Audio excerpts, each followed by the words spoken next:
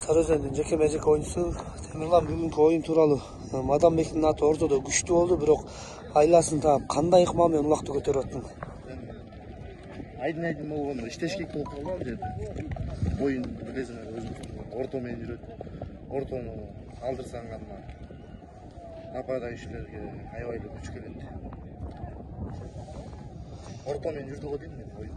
Oyun жүрүш орто менен, БТР быйылдан тамай иштеп койду.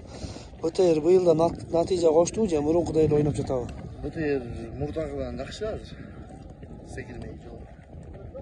Жатканычы атка Атканда жакшы, мурдагыдан. Норус турнирине караганда былтыркы салыштырмак. oyundun алдында Бакубат канчалык туруштук берет деп ойлодуң эле? Эми Бакубат менен бир топ кармаша кошко дегенбиз, мындай шот болот деп ойлогон эмеспиз. Алардын кайсы жагы күчтүүрөөк болот деп мындай кабатырланып Эми атты. Бакубат менен ойноп эле жүргөн команда болчу да. Немесичи? Эми басым кылдыңар да кайсыл жакка көбүрөөк басым жасадыңар? Эми биз айдынга ишенттик. Жекеме-жекеге. Аттарды устамай алып койсо оюн жүрөт депчи. Если биздин аттар анда Мадамбектин аттан алып алганда анда оюн башкача болмок да. Анда биз нападающийлерге иштеп коймокпуз.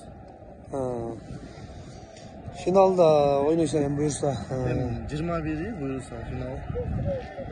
Достук же ынтымактын ыкмасы менен. Тактиканы өзгөртүш керек дейсиңер же ушул тактика менен эле? Биринчи азыр оюндарын көрүп ошого жараша тактика түзөбүз. Азыр алдын ала эчтеке дей албайбыз.